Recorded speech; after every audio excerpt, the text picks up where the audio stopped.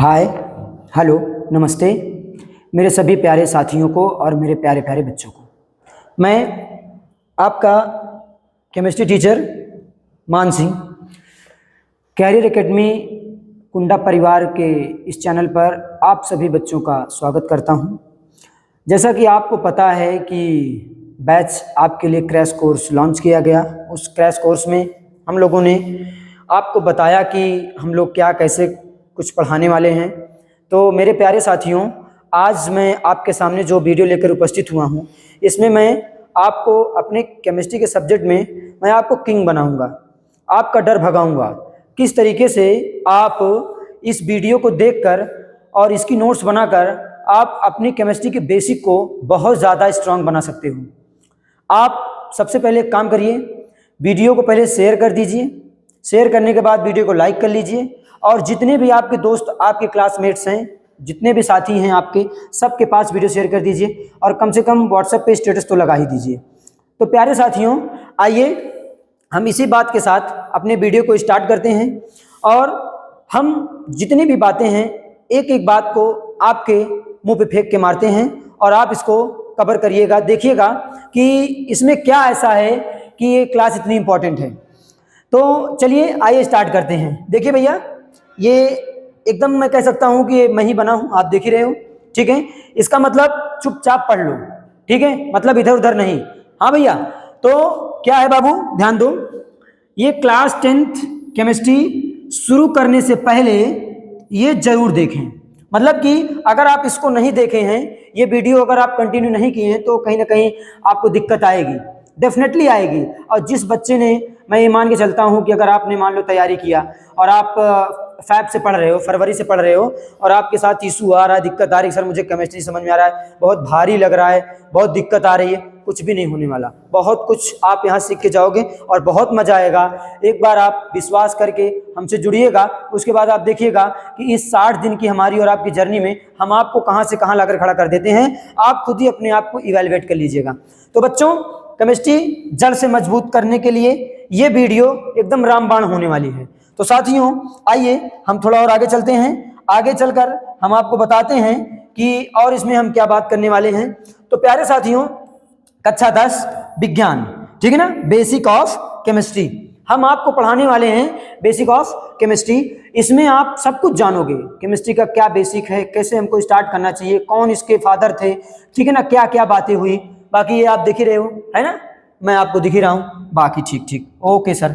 चलिए भैया, तो टुडेज टॉपिक कवर्ड, आज हम लोग क्या क्या कवर करने वाले हैं और क्या हमारा और आपका क्या रहने वाला है, तो सब कुछ देखते हैं, समझते हैं। इस भैया पूरे वीडियो में मैं आपको केवल एक ही चीज सिखाने आया हूं और वो है बाबू बेसिक ऑफ केमिस्ट्री। केमिस्ट्री का जो बेसिक है बाबुआ, आप उसको सीख कर यहां से जाओगे, समझोगे, हर चीज को फील करोगे कि एक्चुअल में क्या है। जैसे मैं कुछ आपको बता दूं कि क्या क्या हम लोग डिस्कस करेंगे। जैसे बाबू हम लोग जानेंगे कि तत्व क्या होते हैं, ठीक है, यौगिक क्या होते हैं, ठीक है बाबू, यौगिक कैसे बनते हैं, यौगिक कैसे बनते हैं, ठीक है, अच्छा सर। और उसके बाद आप देखोगे कि भैया जो हमारी सक्रियता श्रेणी होती है, कौन सा तत्व ज्यादा सक्रिय और कौन सा तत्व कम सक्रिय होता है, हर चीज को आप इसमें देखते हुए चलोगे। जो कुछ भी जरूरत है हर चीज को मैं आपके सामने यहाँ पर एकदम अच्छे से क्लियर करने वाला हूँ। तो प्यारे साथियों, एक बार जोर से जोर लगाकर आप लोग वीडियो को शेयर कर दीजिए। शेयर करने के साथ साथ वीडियो को आप लाइक कर दीजिए और अब हम लोग स्टार्ट करते हैं। हाँ, एक बात आप ध्यान दीजिए, पेन और कॉपी लेकर जरूर बैठिएगा, क्योंकि यहाँ पर कोई आपको मैं मूवी बताने वाला नहीं हूँ। कोई ऐसा सीन नहीं है कि इसको आपको देख के बहुत आनंद आ जाएगा, बहुत मजा आ जाएगी। लेकिन हाँ बाबू, इस बात की पूरी मैं अपने ऊपर विश्वास और मैं आपकी मेहनत के ऊपर विश्वास करके ये आया हूँ कि आप हर चीज को अच्छे से सीखोगे जब आप एक एक पॉइंट को लिखते चलोगे मेरे साथ में। तो चलिए आइए स्टार्ट करते हैं। सबसे पहले बाबू मैं आपको बताऊंगा, सबसे पहली चीज आप ये जान लो कि विज्ञान क्या होता है ना बाबू। विज्ञान, अगर जब विज्ञान की बात की जाती है तो आपने बहुत पहले एक परिभाषा पढ़ी होगी कि सुव्यवस्थित सुसंगठित क्रमबद्ध ज्ञान को विज्ञान कहते हैं। बहुत पुरानी हो गई है, ठीक है ना, थोड़ा सा सुव्यवस्थित सुसंगठित क्रमबद्ध ज्ञान को विज्ञान कहते हैं। सर ये कुछ समझ में नहीं आ रहा बाबू। देखो मैं आपको एकदम साफ सा बहुत छोटी सी इसकी डेफिनेशन बताता हूँ। पूरी साइंस में, चाहे वो आपकी फिजिक्स हो, चाहे केमिस्ट्री हो और चाहे बायोलॉजी हो, इसमें आप केवल एक चीज के बारे में पढ़ते हो, वो है मैटर, जिसको हम लोग कहते हैं द्रव्य, जिसको हम कहते हैं पदार्थ। ठीक है ना। तो भैया पदार्थों के बारे में स्टडी करना, द्रव्यों के बारे में स्टडी करना ही क्या कहलाता है? साइंस कहलाता है। ठीक है ना। Science is all about matter, nothing. ठीक है। अच्छा, ओके सर। तो विज्ञान की भैया कुछ शाखाएं हैं, विज्ञान की कुछ शाखाएं हैं जिसकी हम लोग पढ़ते हैं, बहुत ज्यादा जरूरी है। भौतिक विज्ञान, रसायन विज्ञान और जीव विज्ञान। ठीक है। इसी के साथ मैं आपको बता दूं कि मैं आपको बाबू क्या पढ़ाने वाला हूं? रसायन विज्ञान। मैं आपको रसायन विज्ञान पढ़ाने वाला हूं। रसायन विज्ञान को इंग्लिश में क्या कहते हैं बाबू? सर केमिस्ट्री कहते हैं, इसको तो जानता ही हूं। अच्छा ठीक है। तो भैया आपको पता है कि हर चीज का माई बाप होता है ना। तो इसके भी कोई ना कोई माई बाप है। हाँ, माई बाप मतलब यहाँ पर ऐसा नहीं कि इसको जन्म देने वाले, नहीं, जन्म देने वाले नहीं, इसके बारे में बहुत कुछ खोजने के लिए, बहुत कुछ इसके बारे में जानने के लिए। ठीक है ना।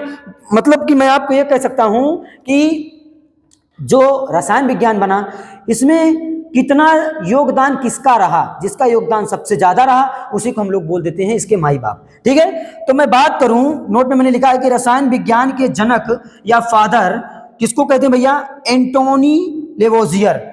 इनका सही सी नाम तो एंटोनी वॉन लेवोजियर है, बट आप लोग ध्यान रखिएगा, एंटोनी लेवोजियर। इन्होंने बहुत ज्यादा, बहुत कुछ बताया। किसके बारे में? केमिस्ट्री के बारे में बताया। इसलिए इनको आप क्या कहते हो? फादर ऑफ केमिस्ट्री कहते हो। इतना क्लियर होगा। चलिए थोड़ा आगे बढ़ते हैं। आगे बढ़ेंगे बाबू तो आप देख पाओगे कि रसायन विज्ञान की जो परिभाषा है उसमें क्या होता है। ठीक है। सबसे पहले मैं आपको बताऊंगा ये रसायन विज्ञान को इंग्लिश में क्या कहते हैं? केमिस्ट्री। देखो भैया, मैंने कहा ना कि पदार्थों के बारे में स्टडी करना क्या कहलाता है? सर जी ये तो रसायन विज्ञान कहलाता है, आपने बताया। हाँ ठीक है। देखो भैया, पदार्थों के संरचना, संगठन, गुण, जिसमें हम विज्ञान की जिस शाखा में पदार्थ की संरचना, संगठन, गुण के बारे में पढ़ते हैं उसी को हम क्या कहते हैं बाबू? रसायन विज्ञान कहते हैं। क्या कहते हैं सर? रसायन विज्ञान। क्या होता है?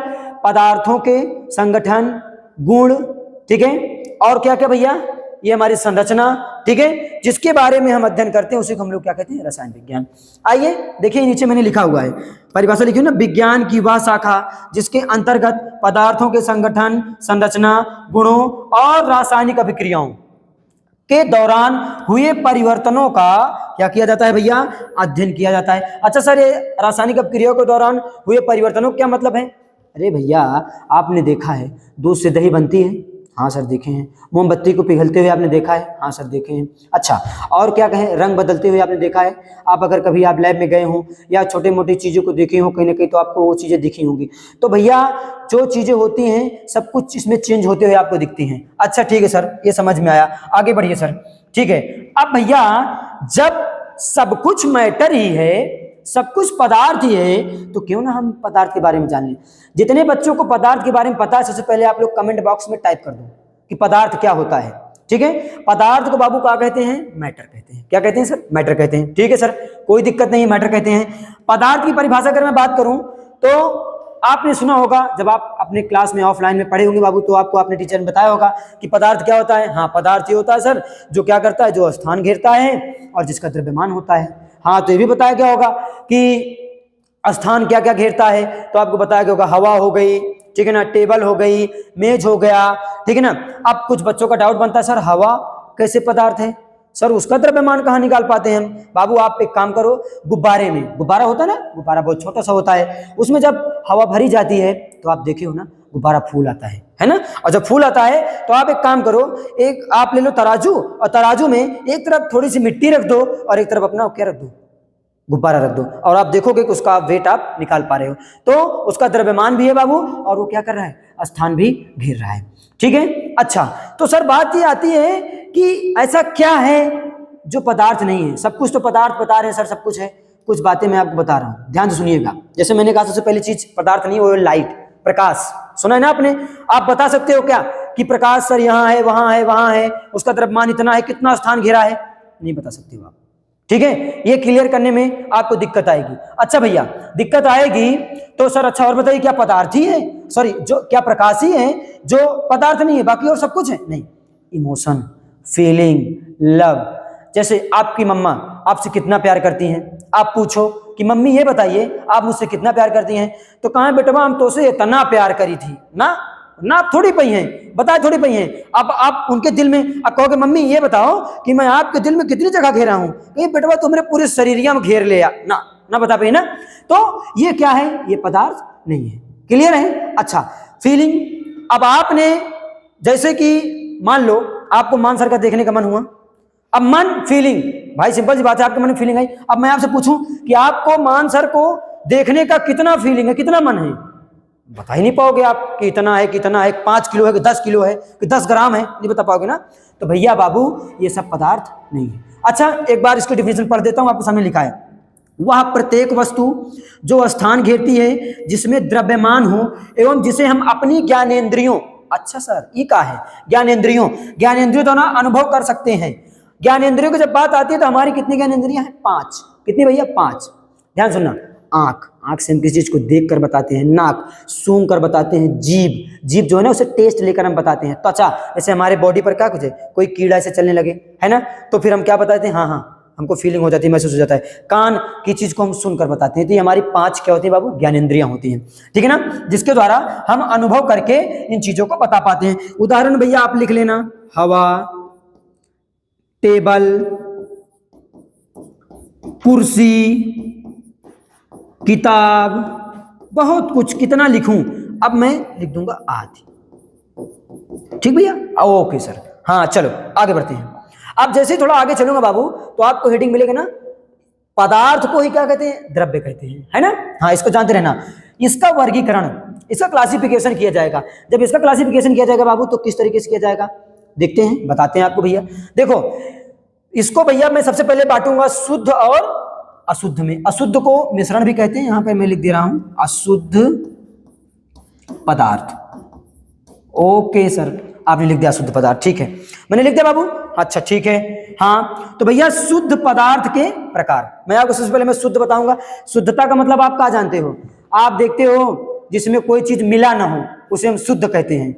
ना ना ना ना, ये तो केमिस्ट्री के साथ मैंने बता दिया। जैसे घर में मम्मी है, खाना खाने के लिए क्या कहती है, हमको शुद्ध शुद्ध खाना चाहिए, मतलब उसको कोई छुआ ना हो, ठीक है ना, बिना नहाए अगर खाना बन गया तो मम्मी कहेंगी अशुद्ध है। तो साइंस में नहीं होता है, साइंस में शुद्धता का मतलब होता है जिसमें कुछ चीजें और ना मिली हो, और अगर मिली हो तो उनका एक फिक्स रेशियो हो जो कि साइंस के अकॉर्डिंग उस चीज को फॉलो करता हो जो साइंस ने उसको बताया है। और अशुद्ध का मतलब किसी भी रेशियो में कुछ भी आप मिला दे रहे हो उसको हम क्या बोल देंगे, अशुद्ध पदार्थ। तो बाबू ध्यान दो, आओ शुद्ध पदार्थ का वर्गीकरण जब करते हैं तो हम 2 प्रकार से करते हैं, एक तत्व और एक यौगिक। देखो आपके सामने मैं यहाँ पे लिखा हूं, ध्यान दीजिएगा, थोड़ा कलर चेंज कर लेता हूं तो आपको बताता हूं। ठीक भैया, देखो ये देखो, एक तत्व और दूसरा आपका क्या है, यौगिक। तो आपके जो शुद्ध पदार्थ होते हैं वो कितने प्रकार के होते हैं, 2 प्रकार के। कौन कौन से, एक तत्व और एक यौगिक। अच्छा सर तत्व क्या होता है, आप सुनो, तत्व जो होता है भैया वो परमाणुओं से मिलकर बनता है। किससे मिलकर बनता है, परमाणुओं से। अच्छा सर ठीक है, परमाणु से। परमाणु क्या होते हैं, छोटे छोटे कण होते हैं। परमाणु क्या होते हैं, छोटे छोटे कण होते हैं। ठीक है सर, क्लियर है, कोई दिक्कत नहीं है। देखो जो तत्व है भैया वो 3 प्रकार के होते हैं, धातु, अधातु और उपधातु। ठीक है सर, अभी मैं आगे डिस्कस करूंगा इसके बारे में, एक एक चीज खोल के रख दूंगा, परेशान मत होना। ठीक है, फिर यौगिक, यौगिक को 2 प्रकार से बांटा गया है, कार्बनिक यौगिक और अकार्बनिक यौगिक। अच्छा सर थोड़ा यहां बता दीजिए कि कार्बनिक यौगिक क्या होता है या अकार्बनिक यौगिक क्या होता है। नहीं ये नहीं बताऊंगा, ये बताऊंगा कि यौगिक क्या होता है, पहले उसको जानो ना, अभी डिफिनेशन आपको आगे मिलेगी। बट सुनिएगा, जब किन्हीं 2 या 2 से अधिक तत्वों को, जब किन्हीं 2 या 2 से अधिक तत्वों को एक फिक्स रेशियो में, एक निश्चित अनुपात में मिलाकर बनाया जाता है तो उसे हम क्या कह देते हैं, यौगिक कह देते हैं। ओके सर क्लियर, एग्जांपल दे दीजिए सर। जल है, वाटर है, पानी है ना, पानी से तो बनता नहीं है, पानी कैसे बनता है, क्या होता है, H2O, H2O जल ऐसे बनता है ना। क्या होता है देखोगे तो हाइड्रोजन का 1 अनुपात और ऑक्सीजन का 8 अनुपात मिलकर किसका फॉर्मेशन करते हैं, वाटर का, जल का। इस तरीके से बनता है आपका कार्बन डाइऑक्साइड। ये कैसे बनता है सर, चलो आओ निकाल लेते हैं। कार्बन का ये बताओ मास नंबर कितना होता है। अरे सर अभी आप बताए नहीं, मैं अभी बता दे रहा हूं। इसका भैया जो परमाणु भार होता है वो 12 होता है। रेशियो निकाल रहा हूं, ऑक्सीजन 16 होता है, 16 दूनी कितना होता है 32 होता है। आओ जब तक ये सरल हो सरल कर दो, इजी कर दो इसको। 2 से काटोगे 6 होगा, 2 से काटोगे 16 होगा, 2 से काटोगे 3 होगा, 2 से काटोगे 8 होगा। मतलब ये जो कार्बन डाइऑक्साइड बना है ये 3:8 में मिलकर बना है। कभी भी कार्बन का रेशियो 3 और ऑक्सीजन का रेशियो 8 जब तक नहीं होगा तब तक कार्बन डाइऑक्साइड का फॉर्मेशन नहीं होगा। क्लियर है सर? एकदम क्लियर है। ओके, आइए मिश्रण के बारे में बात करते हैं। मैंने बताया पहले ही कि मिश्रण क्या होता है, जिसको भैया कोई फिक्स रेशियो में ना मिलाया जाए। जैसे भैया आप क्या करो, आप ले लो, मैं कह रहा हूं ऐसे बालू ले लो और इधर से गिट्टी ले लो, बालू गिट्टी को मिला दो। अच्छा, इधर से मिट्टी ले लो, इधर से नमक ले लो, उसको मिला दो। समझ पा रहे मेरी बात को? चीनी ले लो, नमक ले लो, उसको मिला दो। कोई फिक्स रेशियो नहीं है। क्या बोलोगे? मिश्रण बोलोगे। सुनिएगा, मिश्रण कितने प्रकार के, समांगी मिश्रण और विषमांगी मिश्रण। थोड़ा क्लियर कर देता हूं। समांगी मिश्रण क्या होता है? समांगी मिश्रण बाबू वो होता है जिसमें आप ये देखते हो कि जैसे मैंने क्या किया, चीनी में पानी मिला दिया या पानी में चीनी मिला दिया, तो भैया पानी और चीनी आप अलग अलग नहीं देख सकते हो, अलग अलग नहीं देख सकते हो। हाँ सर जी, एकदम समझ में आ रहा है। जैसे भैया आप शरबत बनाते हो तो शरबत में क्या होता है? 2 चीजें होती है ना, एक चीनी और एक पानी।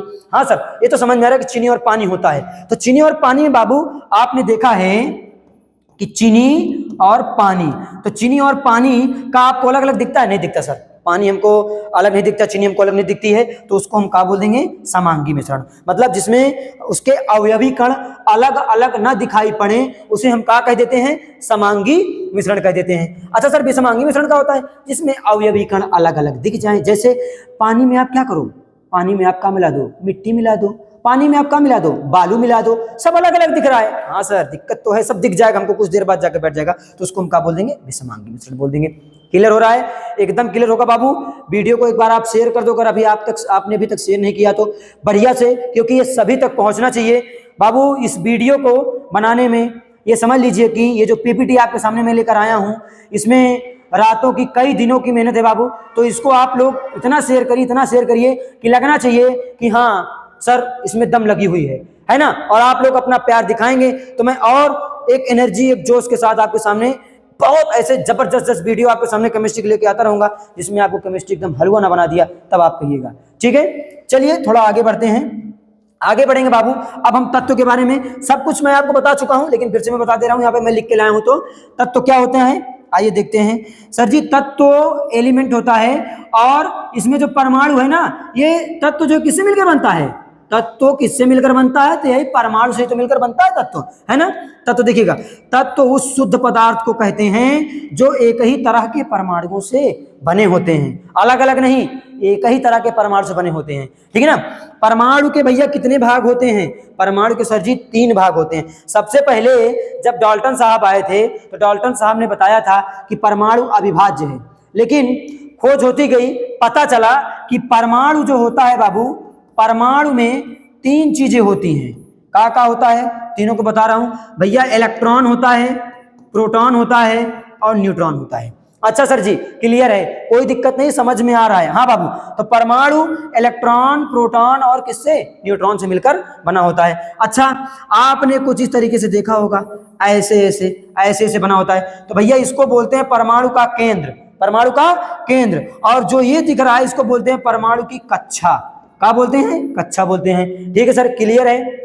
अच्छा, ये इलेक्ट्रॉन जो है ना, इसी कक्षा पर क्या करता रहता है? घूमता रहता है, चक्कर लगाता रहता है। और जो प्रोटॉन और न्यूट्रॉन होते हैं वो परमाणु के नाभिक में उपस्थित होते हैं। ओके सर, क्लियर है, कोई दिक्कत नहीं, दिक्कत होगी भी नहीं। ठीक भैया, तो मैंने यहाँ पर लिख दिया है कि जो परमाणु के भाग होते हैं वो इलेक्ट्रॉन, प्रोटॉन और न्यूट्रॉन होते हैं। क्लियर है? एकदम क्लियर होगा। ठीक है, चलिए थोड़ा और आगे बढ़ते हैं। आगे बढ़ेंगे तो अब भैया हमारे पास आ गया कि जो परमाणु संख्या क्या होती है। आपने सुना ना खूब परमाणु क्रमांक के बारे में, आप सुनते हो कि परमाणु क्रमांक क्या होता है, परमाणु क्रमांक क्या होता है। तो अभी क्लियर एकदम करता हूं, अच्छे से देखिए परमाणु क्रमांक क्या होता है। भैया जो परमाणु क्रमांक या परमाणु संख्या होती है वो प्रोटॉनों की संख्या और इलेक्ट्रॉन की संख्या क्या होती है? बराबर होती है। जितने नंबर ऑफ प्रोटॉन उतने ही नंबर ऑफ इलेक्ट्रॉन, और उसी को हम क्या बोल देते हैं? परमाणु संख्या। जैसे मैंने कहा कि सोडियम मैंने ले लिया तत्व है, और सोडियम मैंने कहा सोडियम में कितने इलेक्ट्रॉन हैं? 11 इलेक्ट्रॉन हैं। कितने इलेक्ट्रॉन है? 11। तो इसका क्या हो गया, परमाणु क्रमांक हो गया 11। समझ पा रहे हो बात को? ठीक है। अच्छा आगे सुनिएगा, तत्वों के प्रकार। तत्वों के प्रकार कितने थे? 3 थे, मैंने बताया था, धातु, अधातु, उपधातु। अच्छा सर इसके बारे में भी हमको बता दीजिए। बिल्कुल बता रहा हूं, ध्यान सुनिएगा। धातु, धातु का होता है तो भैया धातुएं वो होती हैं जो एक या एक से अधिक इलेक्ट्रॉन त्याग करके क्या बनाती हैं, धन आयन बनाती हैं।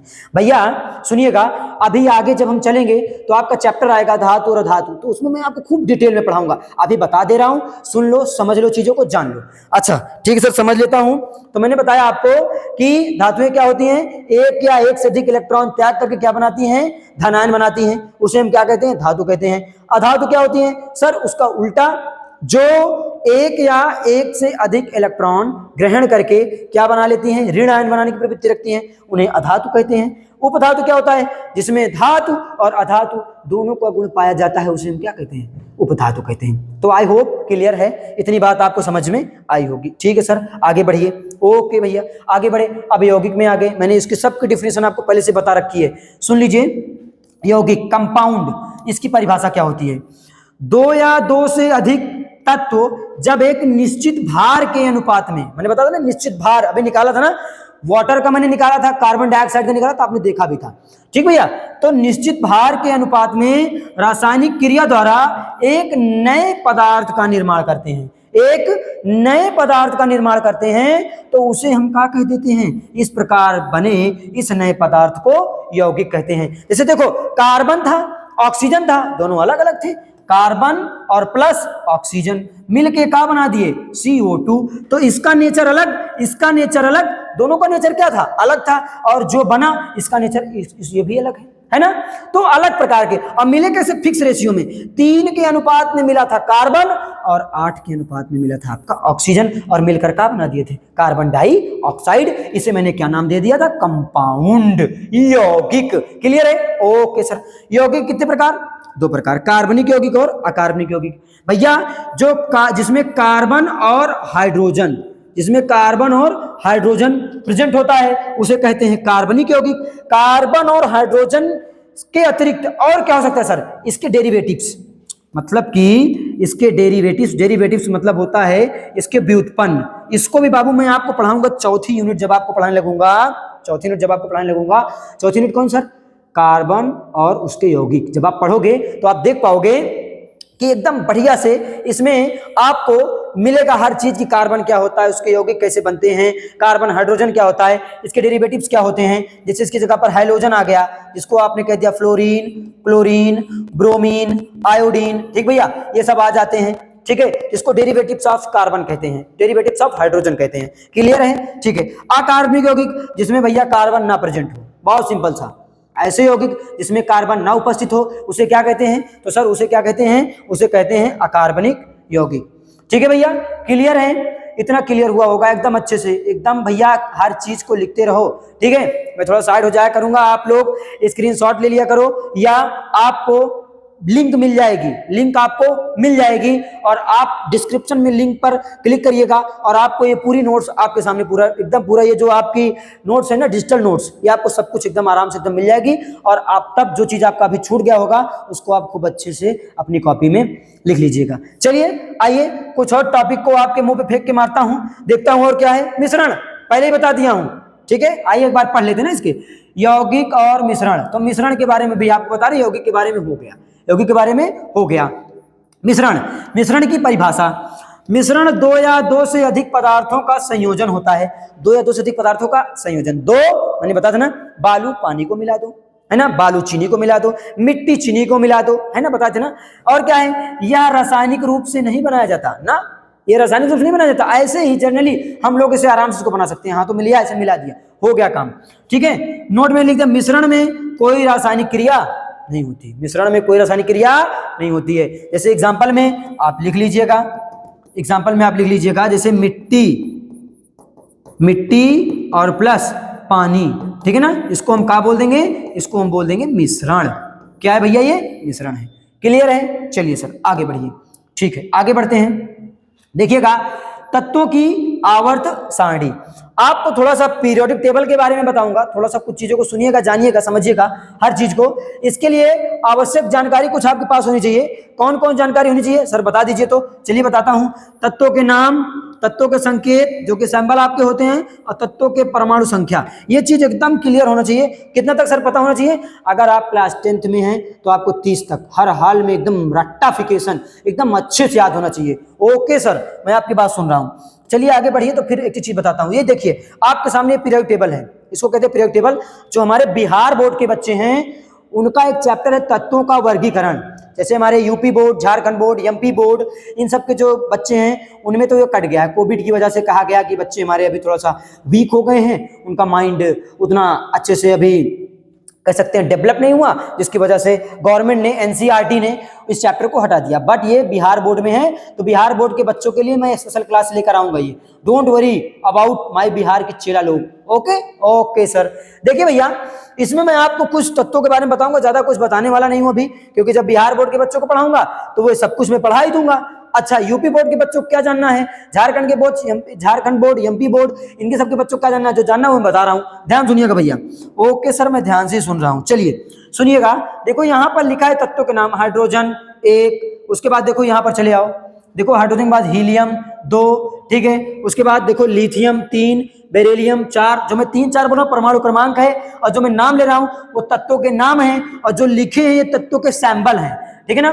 Boron 5, carbon 6, nitrogen 7, oxygen 8, fluorine 9, neon 10। उसके बाद सोडियम 11, मैग्नीशियम 12, ठीक है। उसके बाद aluminium 13, silicon 14, phosphorus 15, sulphur 16, chlorine 17, argon 18, ठीक है। उसके बाद पोटेशियम 19, कैल्शियम 20। फिर उसके बाद सर 20 के बाद कहां पर आ गए हम? 21 पर। Scandium 21, titanium 22, vanadium 23, chromium 24, manganese 25, iron 26, cobalt 27, nickel 28, copper 29, zinc 30। इतना ही आपको याद करना है, बस इतना ही पढ़ना है, इतना ही आपको याद करना है। इसके आगे आपको नहीं याद करना। इतने में आपका 10th खूब अच्छे से बढ़िया से हो जाएगा, कोई इशू नहीं आने वाला। थोड़ा मैं बता दूं भैया, ये जो पीरियोडिक टेबल है इसमें भैया 4 ब्लॉक हैं।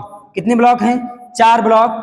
पहले वाले ब्लॉक का नाम है एस ब्लॉक, दूसरे वाले का नाम है पी ब्लॉक, तीसरे वाले का नाम है डी ब्लॉक, और चौथे का नाम है एफ ब्लॉक। Okay sir. अच्छा, और क्या है? और आपको बता दें, ये जो भैया खड़ी लाइनें दिख रही है ना, खड़ी लाइनें, इनको कहते हैं क्या? इनको कहते हैं वर्ग या समूह। क्या कहते हैं? वर्ग या समूह।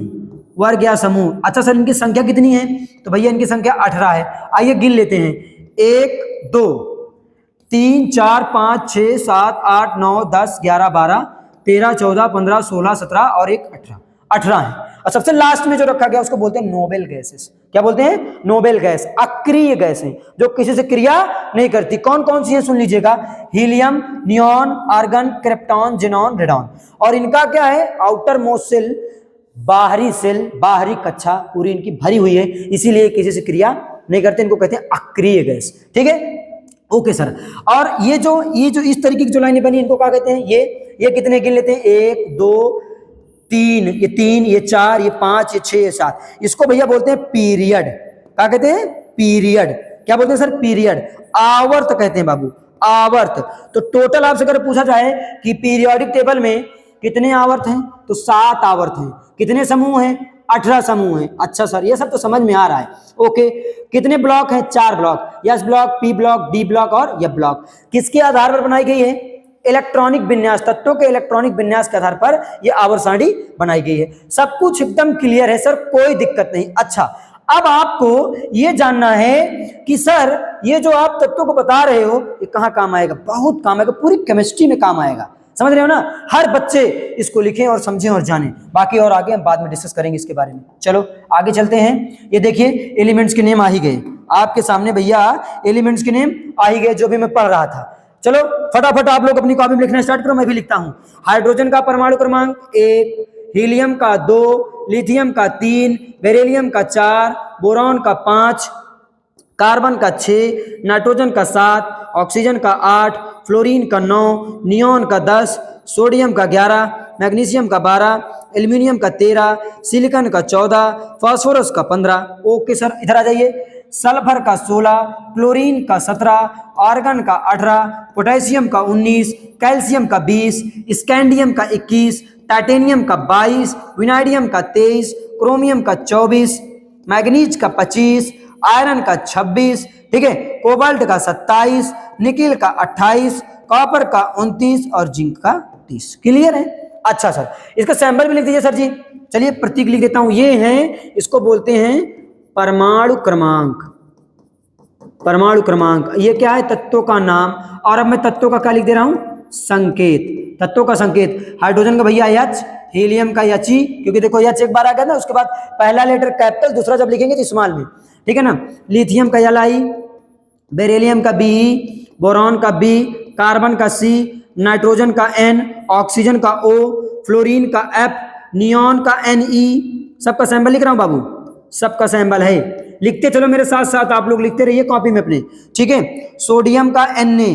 अच्छा सर, सोडियम तो यस से नाम है, Na कैसे हो गया? तो भैया इसके लैटिन नाम पे रखा गया है। किसके नाम पे? लैटिन नाम के कुछ तत्व ऐसे हैं जिनके लैटिन नाम पे सैंपल इनका रखा गया है। मैग्नीशियम का Mg, एल्यूमिनियम का Al, ठीक है, सिलिकॉन का Si, फास्फोरस का P, कुछ लोग F लिखते हैं ना, गलत, फास्फोरस का P। और जितना बता रहा हूं, जितना लिख रहा हूं, बहुत इंपॉर्टेंट है सब, हवा में मत लेना, हवाबाजी करोगे बाबू परेशान हो जाओगे, इसलिए जितना कह रहा हूं उतना लिखते चलो। सल्फर का S, क्लोरीन का Cl, आर्गन का Ar, पोटेशियम का K। देखो अच्छा सर, P से है K कैसे आ गया? फिर वही बताया था ना, लैटिन नाम है ना।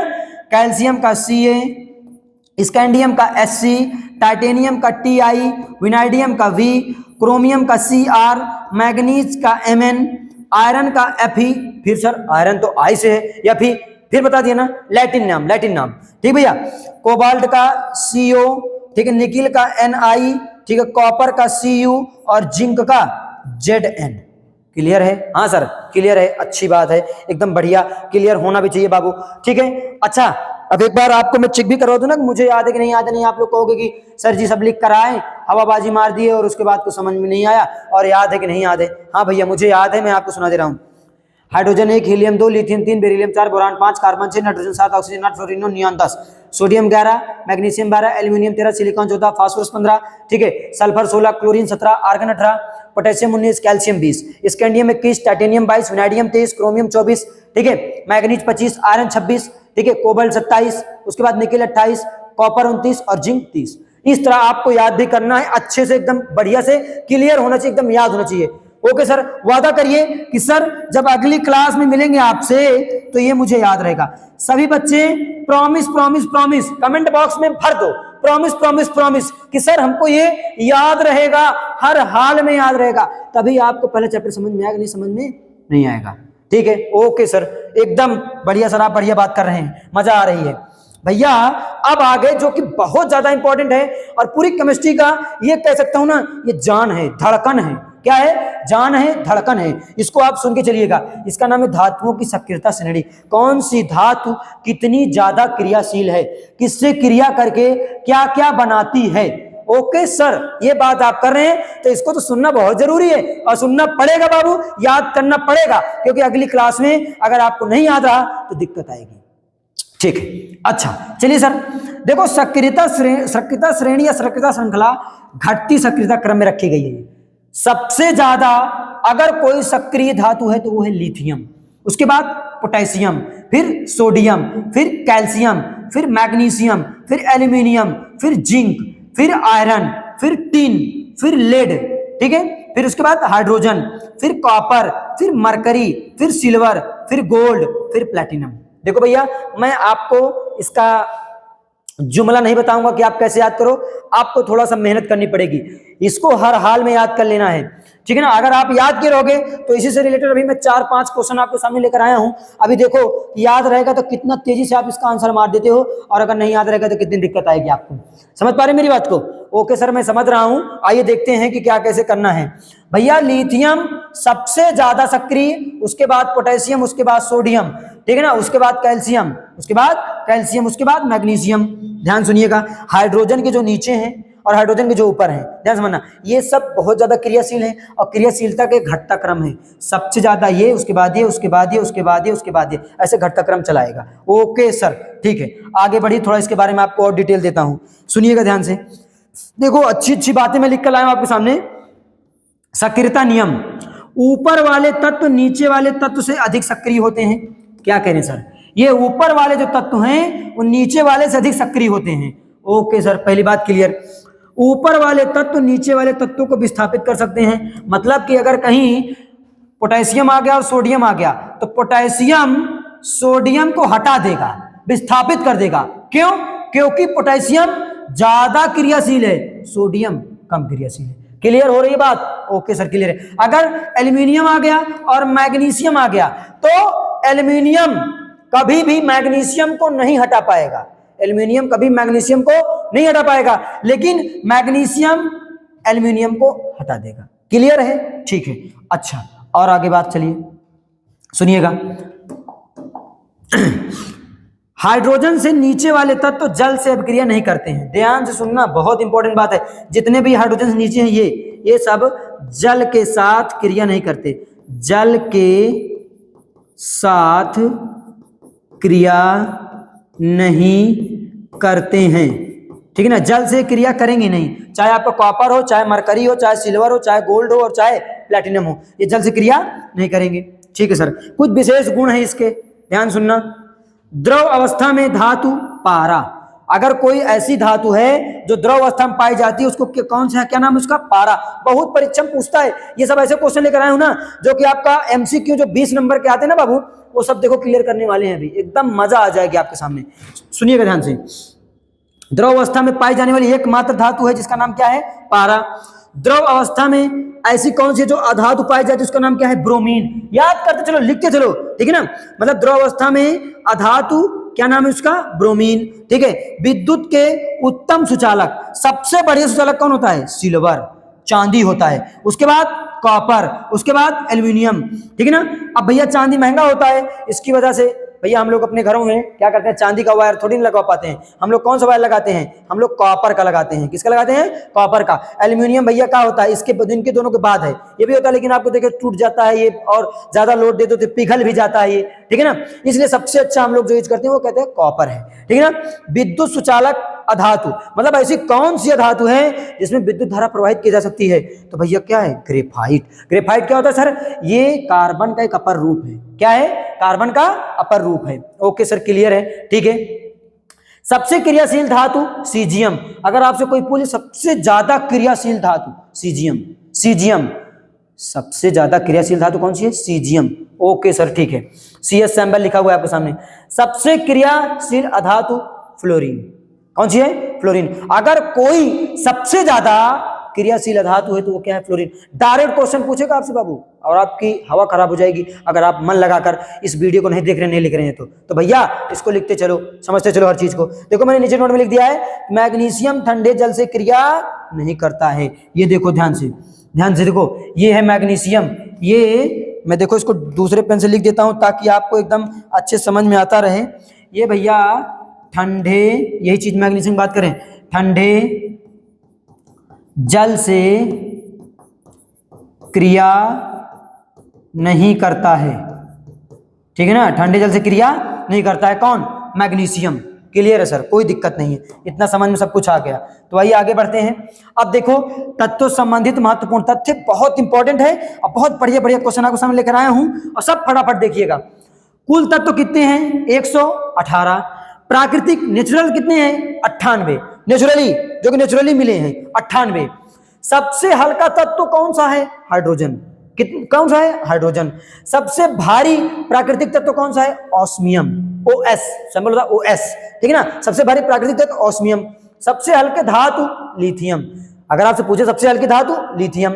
सर्वाधिक उपलब्ध तत्व ऑक्सीजन। देख रहे हो ना कितना ऑक्सीजन, हमारे चारों तरफ ऑक्सीजन उपस्थित ना, पूछेगा सबसे ज्यादा उपस्थित तत्व कौन सा है तो आप बता दोगे ऑक्सीजन। ठीक है ना। सर्वाधिक उपलब्ध धातु एल्यूमिनियम। एल्यूमिनियम सबसे ज्यादा है, सबसे ज्यादा उपस्थित अगर कोई धातु है तो क्या है? एल्यूमिनियम। क्वेश्चन पूछता है भैया हड्डियों एवं दांतों का निर्माण किससे होता है? कैल्शियम से। किससे होता है? कैल्शियम से सर। ओके, आगे बढ़िए, आगे बढ़ गए सर। ठीक है। प्राकृतिक रूप से सबसे कठोर पदार्थ हीरा।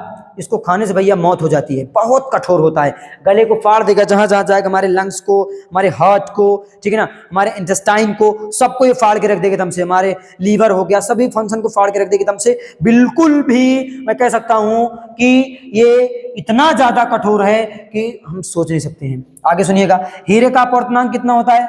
2.42। ऑब्जेक्टिव में आए गए क्वेश्चन लिख के रख लो, बहुत पूछता है, कई बार पूछा गया, हर बार पूछा गया, इसलिए मैं इसको इसमें इंक्लूड किया हूं। ठीक है, हीरा विद्युत का कुचालक होता है। हीरा जो होता है वो विद्युत का कुचालक होता है। पूछेगा आपसे निम्नलिखित में से विद्युत कुचालक कौन है, ऑप्शन दे देगा, सब सुचालक रहेंगे और ये वाला क्या रहेगा, कुचालक रहेगा। ग्रेफाइट मुलायम होता है। ग्रेफाइट कार्बन के कपर रूप होता है, लेकिन क्या होता है, मुलायम होता है। ठीक है सर, ग्रेफाइट विद्युत का सुचालक होता है। भैया ग्रेफाइट मुलायम भी होता है और विद्युत का सुचालक भी होता है। क्लियर है सर। ग्रेफाइट अधातु होते हुए भी कैसा होता है, चमकदार होता है। ग्रेफाइट अधातु होते हुए भी, और ये अधातु गुण नहीं है, अधातुएं चमकती नहीं है, ठीक है ना, लेकिन ग्रेफाइट अधातु होते हुए भी कैसा होता है, चमकदार होता है। पूछेगा निम्नलिखित में से कौन सी अधातु ऐसी है जो चमकदार होती है, तो आप क्या बताओगे, ग्रेफाइट। क्या बताओगे, ग्रेफाइट। क्लियर है। आयोडीन अधातु होते हुए भी चमकदार होता है। आयोडीन भी अधातु होते हुए भी कैसा होता है, चमकदार होता है। देखो भैया ये सब क्वेश्चन इतने ज्यादा इंपॉर्टेंट हैं, मैं बार बार इंपॉर्टेंट इसलिए बोल रहा हूं कि आपका यही जो मैं इस तरीके से 25-26 क्वेश्चन लेकर आया हूं ना, इसमें से 5 क्वेश्चन अब क्लियर होने वाला है एकदम से, ये समझ लो, लिख के रख लो, देख लीजिएगा। अगर आपके एग्जाम में अगर ऐसे क्वेश्चन ना आए तो देखो, एग्जाम में हम लोगों ने जो इतना, मैं आपको बताऊं बाबू, जो मुझे 8 साल का अनुभव है पढ़ाने का, उसके पीछे मैं आपको बताते रहूं, हम इतना मल्टीपल बैचेस को पढ़ा चुके हैं, चाहे वो ऑफलाइन रहा हो चाहे वो ऑनलाइन रहा हो। ऑनलाइन तो अभी बाबू उतना तो बहुत ज़्यादा अनुभव नहीं रहा, लेकिन जितना भी रहा, कम से कम हम लोग बोर्ड एग्जाम में ड्यूटी करते हैं, ठीक है ना, कॉपी चेक करते हैं, तो बाबू हम लोग को पता है कि क्या चीज़ें आती हैं क्या नहीं आती हैं। तो जो मैं बोल रहा हूँ उसको ध्यान दीजिए, जो एग्जाम में आता है वो नहीं पढ़ा रहा हूँ, जो पढ़ा रहा हूँ वही एग्जाम में आएगा। इसको आप लिख के रख लो, एकदम दिल में अपने बसा के रख लो, ठीक है गुड्डे गुड़िया। चलो आगे बढ़िए। अब आगे आपकी अभिक्रिया और निष्कर्ष। देखो विस्थापन अभिक्रिया द्वारा उदाहरण, कुछ आपको समझा दूं, सक्रियता श्रेणी वाला जो आपकी बात हो रही थी, हाँ सर समझा दीजिए। तो देखो जिंक कॉपर क्या करेगा, ध्यान से देखना, ध्यान से यहाँ पर देखो, ये क्या है, जिंक और कॉपर है। देखो आगे चलता हूं, वहां पर आपको थोड़ा दिखा देता हूं जिंक और कॉपर कहाँ गया हमारा। ये देखो, देखो जिंक कहां पर है सर, ये जिंक है, और कॉपर कहां है, कॉपर इसके ऊपर है। कॉपर कहां गया, कॉपर कहां, कॉपर इसके नीचे, कॉपर ये है। तो भैया ऊपर वाला ज्यादा सक्रिय, नीचे वाला कम सक्रिय। ठीक सर, आओ यहां पर हम आ जाते हैं ना, जहां पर हम थे यहां पर हम आ गए। देखो क्या है, जिंक कॉपर को हटा देगा, जिंक जो है कॉपर को क्या कर देगा, हटा देगा। और यहां पर बाबू थोड़ा मिस्टेक हो गया, 1 मिनट रुक जाओ, ये क्या बना देगा,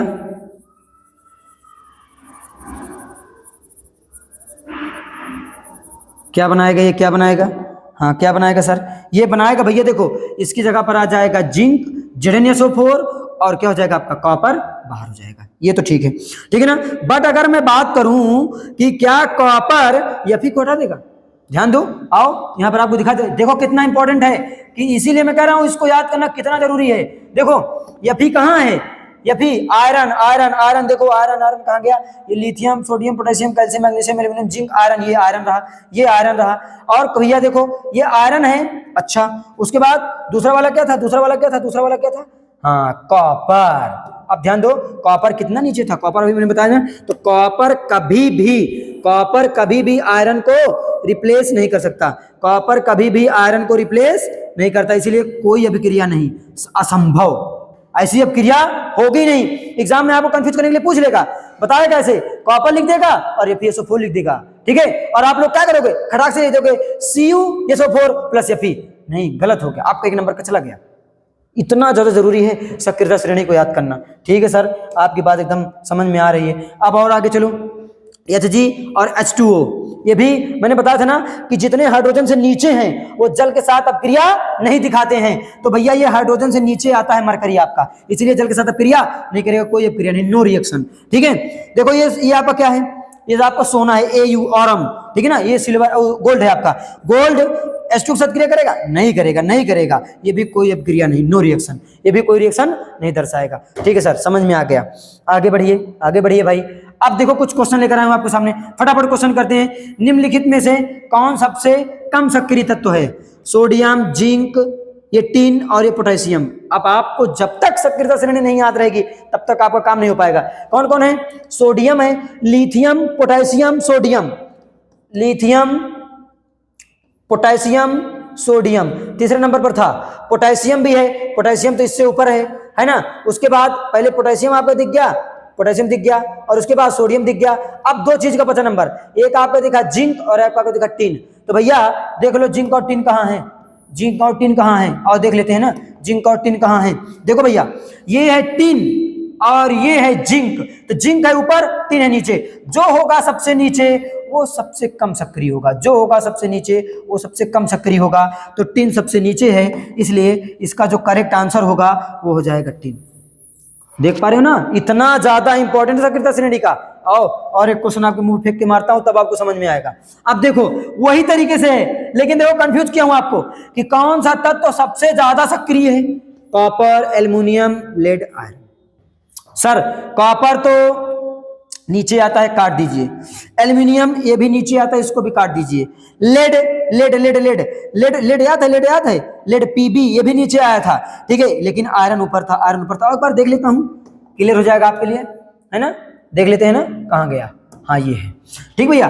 देखो आयरन कहां, आयरन ये है आपका, एल्युमिनियम ऊपर है, सॉरी देख लो गलती होगी मुझसे भी, तो नहीं याद रहेगा दिक्कत होगी, ठीक है ना। एल्युमिनियम आंसर होगा, एल्युमिनियम इसके ऊपर है, एल्युमिनियम इसके ऊपर है, ठीक भैया, इस बात को आप ध्यान रखिएगा। तो इसका करेक्ट आंसर जो होगा वो होगा एल्युमिनियम। क्या होगा, एल्युमिनियम। और ये तीनों हमारे आंसर गलत है, ये सही है, ये वाला सही है। तो जब तक आपको सक्रियता श्रेणी नहीं रेडी रहेगी तब तक आप इन सबको सही नहीं कर पाओगे। आगे बढ़ते चलो और क्वेश्चन लेते हैं, देखते हैं और क्वेश्चन क्या है। निम्नलिखित में से कौन सा तत्व तो जल के साथ किसी भी अवस्था के साथ अपक्रिया नहीं कर सकता है, जल के साथ किसी के साथ अपक्रिया नहीं कर सकता है। तो देखो लिथियम ऊपर है, करेगा, कैल्शियम ये भी करेगा, Fe ये भी करेगा, लेकिन गोल्ड मैंने बताया था कि हाइड्रोजन के नीचे जितने भी तत्व हैं वो किससे अपक्रिया नहीं करते हैं, जल से। तो भैया देख लो यही पूछा है ना, जल से, कहां गया, जल के साथ अपक्रिया कौन नहीं करेगा, गोल्ड। ये ऑप्शन सही है। आगे बढ़िए सर, आगे बढ़ गए भैया। अब देखो ये क्वेश्चन है कि तांबा का टैंकर बनाया जाता है जबकि लोहा का नहीं बनाया जाता। सर जी का है, हाँ भैया इसलिए नहीं बनाया जाता है लोहा का कि भैया देखो टैंकर में क्या भरते हो, पानी, क्या भरते हो, पानी।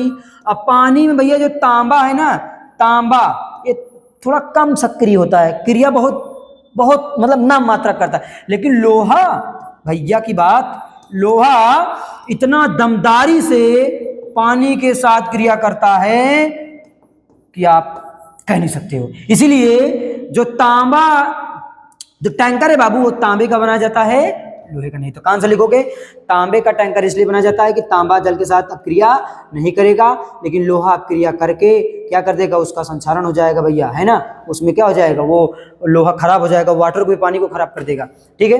अगला क्वेश्चन, अक्रिय नोबल गैसों के नाम बताइए। अभी जब पीरियोडिक टेबल पढ़ा रहे थे ना तो बताया था ना कौन कौन से होता है।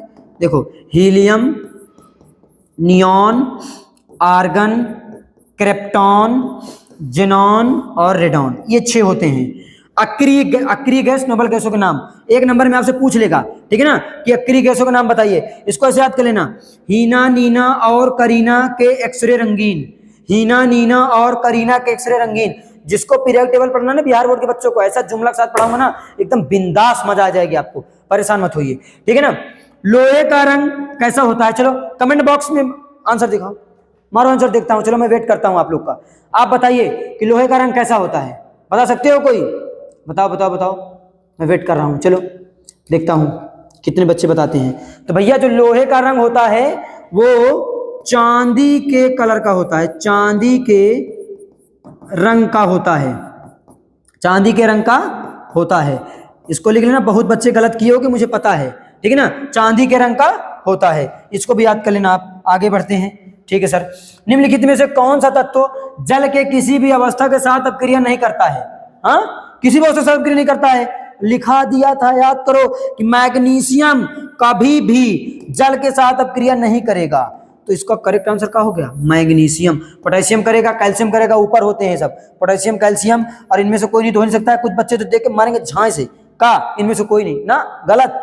मैग्नीशियम मैंने लिखा है नोट में कि मैग्नीशियम जल के साथ अपक्रिया नहीं करता है, नहीं दिखाता है। आगे बढ़ते हैं, ठीक सर, आगे बढ़िए। ये लो, निम्नलिखित में से कौन सबसे कम सक्रिय तत्व है, सोडियम है कि जिंक है कि टिन है कि पोटेशियम है। देखो सर पोटेशियम तो ऊपर है, ये तो आंसर, तो ये क्वेश्चन दो बार हो गया है, टिन अभी इसका हुआ था, ठीक है कोई नहीं, चलो आगे बढ़ते हैं भैया। कार्बन क्या है, देखो कुछ सिंपल सिंपल क्वेश्चन है, इनका फटाफट आंसर दे देता हूं, जल्दी जल्दी लिख लेना। कार्बन भैया एक अधातु है। कार्बन क्या है? कार्बन एक अधातु है। कार्बन के मुख्यतः कितने अपर रूप होते हैं? तो कार्बन के भैया 2 अपर रूप होते हैं। कार्बन के 2 अपर रूप होते हैं। कौन कौन सा? एक भैया हीरा और एक ग्रेफाइट। बहुत इंपॉर्टेंट है, साथ में लिखते चलिए, एक हीरा और दूसरा ग्रेफाइट। प्राकृतिक रूप सबसे कठोर पदार्थ कौन सा है? भैया हीरा, अभी बता दिए थे पहले ही, ठीक है ना। हीरे का अपवर्तनांक कितना होता है? 2.42, अभी आपने लिखा था, है ना। किस तत्व को चाकू से काटा जा सकता है? तो लिथियम, सोडियम, पोटेशियम, ये तीनों ऐसे आपके तत्व हैं जिनको चाकू से काटा जा सकता है। कौन कौन से? Lithium, sodium, potassium, lithium, sodium, potassium. आगे बढ़ते हैं, ठीक है सर। अब आ गया देखो अपक्रिया, जल के साथ अपक्रिया। सक्रिय धातुएं देखो, पोटेशियम, सोडियम, कैल्शियम जल के साथ वायुलेंट अपक्रिया करती हैं। ये अपक्रिया करेंगे, कौन कौन सा? पोटेशियम, सोडियम और कैल्शियम अच्छे से करते हैं। बट कम सक्रिय धातुएं जैसे आपका सोना हो गया, चांदी हो गया, प्लेटिनम हो गया, जल के साथ अपक्रिया नहीं करती है। फिर मैंने एक बार लेके आपको दिखा दिया, देख लो। कुछ निष्कर्ष निकल के आए कि सबसे कम सक्रिय तत्व कौन है? गोल्ड, जो किसी से क्रिया नहीं करता। सोने को गाड़ कर भी रख दो ना भैया, तो वैसे को वैसा मिलेगा आपको, समझ रहे हो ना। जैसे आप रखे रहोगे 10 साल, 20 साल, 25 साल बाद आप निकालोगे, वैसे को वैसा रहेगा। अच्छा सर, ठीक है। सबसे बाबू देखो, सबसे अधिक सक्रिय तत्व कौन सा है? पोटेशियम। लिथियम लिखा है, लेकिन ध्यान रखना पोटेशियम बहुत ज्यादा सक्रिय होता है, बहुत ज्यादा मिलता है ना, ये मिल जाता है। पोटेशियम बहुत ज्यादा सक्रिय होता है। वह तत्व जो जल के किसी भी अवस्था के साथ अपक्रिया नहीं करता, उसका नाम है गोल्ड। क्या नाम है? गोल्ड। किसी भी अवस्था के साथ अपक्रिया नहीं करेगा, कौन? गोल्ड। क्लियर है? लिखते चलना बाबू, साथ में वीडियो रोक रोक के लिखते रहें, लेकिन लिखना। अब आ गया बहुत इंपॉर्टेंट चीज जो कि हर बच्चे को दिक्कत होगी। अब ये चीज वही बच्चा सीख पाएगा ना जो बच्चा वीडियो में लगातार बना होगा। कुछ बच्चे तो ऐसा लगता है ना कि सर जी कॉमेडी करेंगे और हंसाएंगे और उसके बाद हम हंस के चले जाएंगे। नहीं भैया, यहाँ पर मैं आपको हंसाने नहीं आया हूँ, यहाँ पर मैं आपको पढ़ाने आया हूँ, सिखाने आया हूँ कि क्या क्या चीजें आपके लिए इंपॉर्टेंट है, क्या आपको पढ़ना चाहिए, क्या नहीं पढ़ना चाहिए, किस तरीके से पढ़ना चाहिए, क्या अप्रोच लगाना चाहिए। तो भैया ऐसे ही मैं आपको पढ़ाने वाला हूँ और ऐसी चीज़ें, ऐसे आपके कंटेंट आपके मुंह पे फेंक के मारता रहूँगा और आप अपने मुंह को बचाते रहो, नहीं तो आपके मुंह पे चोट लग जाएगी। देखो आओ, चलो समझते हैं। हाँ सर समझाइए। देखो रासायनिक सूत्र कैसे लिखा जाता है, तो भैया आप याद करोगे पहले तो आयन का नाम, प्रतीक और उसकी संयोजकता। ये जो मैं लिखा हूँ ये सब हमारे धात्विक हैं। कौन से हैं सर? धात्विक आयन है। जो धातुएं मैंने बताया था ना, एक या एक से अधिक इलेक्ट्रॉन त्याग करके क्या बनाती है? धनायन बनाती है, ठीक है। सोडियम के ऊपर 1+ चार्ज, क्योंकि अपना 1 इलेक्ट्रॉन त्यागता है ये, ठीक है ना। इसकी जितना इलेक्ट्रॉन त्यागेगा उसी को संयोजकता बोलते हैं, है ना। इलेक्ट्रॉन त्याग करने की क्षमता संयोजकता कहलाती है, ठीक है ना। पोटेशियम 1 इलेक्ट्रॉन त्यागेगा, सिल्वर 1 इलेक्ट्रॉन त्यागेगा। पहले मैं ऊपर को लिखा हूं 1 वाले, कॉपर फर्स्ट लिखा होगा तो 1 इलेक्ट्रॉन त्यागेगा। मैग्नीशियम अब 2 वाले आ गए, 2 इलेक्ट्रॉन, संयोजकता 2 +2 इसके ऊपर। Calcium +2, zinc +2। आयरन सेकंड लिखा होगा तो नाम होगा फेरस। क्या नाम होगा? फेरस। आयरन सेकंड मतलब या भी के ऊपर 2+ चार्ज लिखा होगा तो उसको हम बोलेंगे फेरस। क्या बोलेंगे? फेरस। 2 इलेक्ट्रॉन त्यागेगा। कॉपर ये देखो एक बार यहां पर देखो, 1 त्याग रहा था तो Cu+, 2 त्याग रहा था Cu2+, सुननेगा। Lead second Pb2+2, barium Ba2+2। कुछ ऐसे भी होते हैं जो 3 इलेक्ट्रॉन तक त्यागते हैं। एल्यूमिनियम 3, एल्यूमिनियम 3, Al के ऊपर 3+ charge. Iron third, iron second तो फेरस, आयरन थर्ड तो फेरिक, आयरन थर्ड तो फेरिक। याद कर लेना, फेरिक फेरिक फेरिक या फिर 3 फेरिक। आगे बढ़ते हैं, कितना जरूरी बताता हूं अभी। ये देखो वही चीज लिखी हुई है आपकी, वही चीज जो मैंने अभी बताया। ये है आपके अधात्विक आयन, नॉन मेटेलिक आयंस, धातु वाले अधातु वाले। जब धात्विक और अधात्विक आयन दोनों मिलते हैं तभी तो रासायनिक सूत्र बनता है, रासायनिक सूत्र बने ही ना। देखो लिखा आयन का नाम, प्रतीक, संयोजकता। हाइड्रोजन अगर लिखा होगा तो हाइड्रोजन 1 इलेक्ट्रॉन त्यागेगा, तब हाइड्रोजन। अगर हाइड्राइड लिखा होगा तो हाइड्रोजन 1 इलेक्ट्रॉन एक्सेप्ट भी करता है। इसको ससुरे को आवारा तत्व कहते हैं। क्या कहते हैं? आवारा। ये देखो इलेक्ट्रॉन त्याग करके धातु जैसा गुण दर्शा रहा है, इलेक्ट्रॉन ग्रहण करके आधातु जैसा गुण दर्शा रहा है, दोनों तरीके गुण को दर्शाता है। इसीलिए आज तक इसकी पीरियोडिक टेबल में जगह फिक्स नहीं हो पाई है। बात समझ पा रहे मेरी? ओके सर समझ रहा हूं, ठीक है ना। तो ये +-1 संयोजकता को दर्शाता है। क्लोरीन, क्लोराइड आयन बोलते हैं इसको, Cl- 1 इलेक्ट्रॉन त्यागता है। ब्रोमाइड, ब्रोमाइड आयन बोलेंगे, Br के ऊपर एक माइनस चार्ज, एक इलेक्ट्रॉन त्याग, एक इलेक्ट्रॉन ग्रहण करता है, सॉरी ये त्यागने नहीं ग्रहण करने वाले हैं ये। आयोडाइड I एक इलेक्ट्रॉन ग्रहण करके माइनस बना लेता है। ऑक्साइड 2 इलेक्ट्रॉन ग्रहण करके क्या बनाता है, माइनस बना लेता है। सल्फाइड 2 इलेक्ट्रॉन माइनस ग्रहण करके क्या कर लेता है, -2 बना लेता है। एक और होता है भैया, यहां पे लिख दे रहा हूं, नाइट्राइड, नाइट्राइड ये 3 इलेक्ट्रॉन ग्रहण करता है, 3 इलेक्ट्रॉन ग्रहण करके -3 बना लेता है। क्लियर है? जब तक ये सब याद नहीं होगा तब तक आप यौगिक नहीं बना पाओगे, और भैया रासायनिक सूत्र अगर नहीं बना पाओगे तो आपको केमिस्ट्री में कुछ नहीं आएगा। इसीलिए मैं ये वीडियो आपके सामने लेकर आया हूँ। इतना ज़्यादा जरूरी वीडियो है कि मैं क्या ही बताऊँ आपको, बार बार ये चीज़ें बोल रहा हूँ, समझ पा रहे होगे आप शायद मेरी बात को, ठीक है ना भैया? हाँ चलिए देखिए आगे बढ़ते हैं।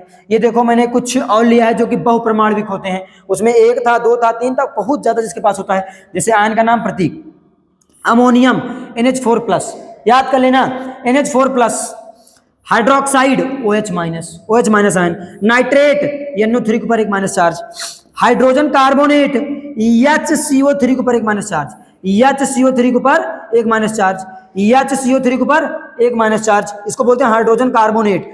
कार्बोनेट अकेले होगा CO3 के ऊपर 2 माइनस चार्ज, सल्फेट होगा SO4 के ऊपर 2 माइनस चार्ज, फॉस्फेट होगा फॉस्फेट के ऊपर PO4 के ऊपर 3 माइनस चार्ज। तो भैया अगर इतना अगर आपको याद है तो आप समझ लीजिए कि आपका काम हो गया, आपने रासायनिक सूत्र बनाना सीख लिया, बधाई हो, बहुत मजा आई आपको। आइए अब बनाते भी हैं आपके सामने। जैसे कुछ एग्जाम्पल ले लिया, जैसे मैंने ले लिया सोडियम और मैंने ले लिया क्लोरीन। अच्छा सर, सोडियम क्लोरीन आपने ले लिया, अब आपको पता होना चाहिए भैया सोडियम पर क्या होता है, एक प्लस चार्ज, और क्लोरीन पर क्या होता है, एक माइनस चार्ज। जब बराबर हो तो दोनों को यहीं पे काट दो और लिख दो NaCl, आपका बन गया सोडियम क्लोराइड। कितना आसान है, अगर याद होगा तो, और नहीं याद होगा तो कहाँ आसान है, कभी नहीं आएगा आपको। अच्छा सर कुछ और बनाइए, चलो बनाता हूं कुछ और। जैसे आपने एक अम्ल पढ़ा है HCl, H के ऊपर क्या होता है, प्लस चार्ज, और क्लोरीन के ऊपर एक माइनस चार्ज, काट दो, क्या बन गया, HCl बन गया, हाइड्रोक्लोरिक अम्ल बन गया। बना नहीं बना? आप बनाते हो सल्फ्यूरिक अम्ल H2SO4, कैसे बनता है सर? देखो H के ऊपर प्लस 1 चार्ज और SO4 के ऊपर -2 चार्ज। जब चार्ज डिफरेंट हो जाएं तो दोनों के चार्ज बदल जाते हैं, मतलब कि सल्फेट आयन वाला इधर आ जाएगा, सल्फेट आयन वाला इधर आ जाएगा, हाइड्रोजन आयन वाला इधर चला जाएगा। क्लियर है? देख तो कैसे, देखो H के पास 2 आ गया तो H2 बन गया, SO4 के ऊपर 1 आ गया तो SO4, H2SO4, सल्फ्यूरिक अम्ल पढ़े हो ना, सल्फ्यूरिक अम्ल। और बनाइए सर, और बनाता हूं। आपने पढ़ा है HNO3, जिसको बोलते हो नाइट्रिक अम्ल, क्या बोलते हो, नाइट्रिक अम्ल। सर इसको बना के बताइए, बना रहा हूं ना, देखो H के ऊपर एक प्लस चार्ज, और अभी मैंने बताया था नाइट्रेट आयन के ऊपर एक माइनस चार्ज, और मैंने ये भी बता दिया आपको कि जब सेम हो दोनों काट दो, दोनों को काट दो और लिख दो HNO3। आई होप आपको क्लियर हुआ होगा एकदम अच्छे से। और अगर आप सबको इसको, इनको दोनों को और इनको और ये चीज अगर आपने घोल के पी लिया तो कोई पूरी केमिस्ट्री में मैं वादा कर रहा हूं आपसे, ऐसा कोई यौगिक नहीं होगा, ऐसा कोई रासायनिक सूत्र नहीं होगा जिसको आप ना बना पाओ, ऐसा कोई रासायनिक सूत्र नहीं होगा जिसको आप ना बना पाओ। फटाक से कोई बोलेगा और तुरंत बना लोगे। और ये क्लास 9 के बच्चों के लिए तो बहुत ज्यादा जरूरी है, 9th का सिलेबस के में ही है, ठीक है ना। और 10th वाले भैया तो 9th में अपना गड़बड़ करके आए, तभी तुमको दिक्कत आ रही है, और ये दिक्कत कहाँ से आती, ठीक है ना। कुछ आपको सामने मैं लिया भी हूँ, देख लो, आओ देखो, ये मैंने लिया है सोडियम क्लोराइड Na+Cl- NaCl, मैंने लिया है लेड नाइट्रेट Pb2+, NO3 के ऊपर एक माइनस चार्ज, Pb के ऊपर 2+ चार्ज होता है और NO3 के ऊपर एक माइनस चार्ज होता है। तो Pb और 2 इधर से देखो, यहाँ लिख देता हूँ Pb2+ और NO3 के ऊपर एक माइनस चार्ज, ठीक है ना। मैंने बताया डिफरेंस हो तो क्रॉस मल्टीप्लाई कर लो, इसका वाला इधर आ जाएगा, इसका वाला इधर चला जाएगा, चार्ज वाला। तो Pb और NO3 के ऊपर का हो गया, NO3 का होल ट्वाइस बन गया, Pb NO3 का होल ट्वाइस, Pb NO3 का होल ट्वाइस का नाम है lead nitrate. Ferrous sulphate, ferrous या फिर 2+, फेरिक या फिर 3+, बता देना। जब फेरस आएगा तो लिख दो, फेरस आए ना तो या फिर 2+, सल्फेट के ऊपर SO4 2-। अब भैया दोनों कट गए तो बन गया FeSO4, सेम होगा तो कट जाएगा, बता देना। देखो Fe2+ SO4 2- बन गया FeSO4। एल्यूमिनियम क्लोराइड, एल्यूमिनियम के ऊपर 3+ चार्ज, अभी आपने लिखा था, और क्लोराइड के ऊपर एक माइनस चार्ज। क्या करेंगे सर, क्रॉस मल्टीप्लाई, अभी बता सर आपने। तो 3 इधर चला जाएगा, इधर चला जाएगा, तो ये होगा Al और ये होगा Cl3, AlCl3, AlCl3 क्या नाम है सर? एल्यूमिनियम क्लोराइड, है ना बच्चों? तो बाबू बधाई हो, आज आपकी क्लास यहीं पर समाप्त होती है। यहीं पर हम अपनी क्लास को दाइंड करते हैं। बाबू अगर आपको क्लास अच्छी लगी हो, जबरदस्त लगा हो कि मैंने मेहनत किया आपके लिए, मैंने आपको दिल से पढ़ाया हर उस चीज़ को जो आपके केमिस्ट्री को एकदम बेहतरीन, आपका बहुत ज़्यादा स्ट्रांग बनाया, और ये चीज़ पढ़कर आपको मज़ा आया, तो आप अपने दोस्तों यारों के पास इस वीडियो को ज़रूर आप शेयर करिएगा, और वीडियो को आप लाइक करना बिल्कुल मत भूलिएगा, और कैरियर एकेडमी कुंडा के इस चैनल को सब्सक्राइब करना बिल्कुल मत भूलिएगा, क्योंकि बाबू अभी तो शुरुआत है। अभी तो आपको बहुत कुछ ऐसे ऐसे कंटेंट मिलने वाले हैं ना, जब कि हमारे 10th के जो नन्हे मुन्ने बच्चे हैं ना, इतना मज़ा आएगा कि मैं आपको बातों से नहीं, जब पढ़ाऊंगा तब आप देखिएगा, तब आप मजा लीजिएगा, लगेगा आपको कि हाँ सर एक्चुअल में कैरियर एकेडमी कुंडा पर ये जो फ्री कंटेंट मिल रहा है ना, बहुत बेहतरीन है। ये पेड बैचेस से बहुत आगे है, पेड बैचेस से बहुत आगे है, ठीक है ना। ज्यादा बात करनी बाबू आती नहीं है, बस इतना कहूंगा कि दिल से पढ़ाऊंगा और दिल से आप लोग जुड़िएगा। एक बार जुड़ेंगे, दोबारा आप किसी चैनल के पास आप जाएंगे नहीं।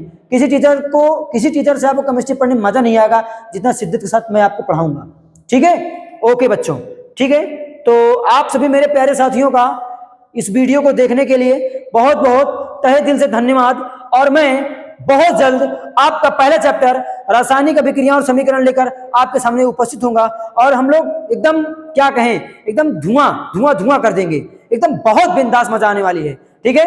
तब तक आप लोग मजा काटते रहिए, हंसते रहिए, मुस्कुराते रहिए, अपना और अपने माँ बाप का ख्याल रखते रहिए। मिलते हैं जल्द ही एक नए वीडियो में, तब तक के लिए आप सभी को धन्यवाद और मेरा प्यारा नमस्ते, प्यार भरा नमस्ते और जय हिंद।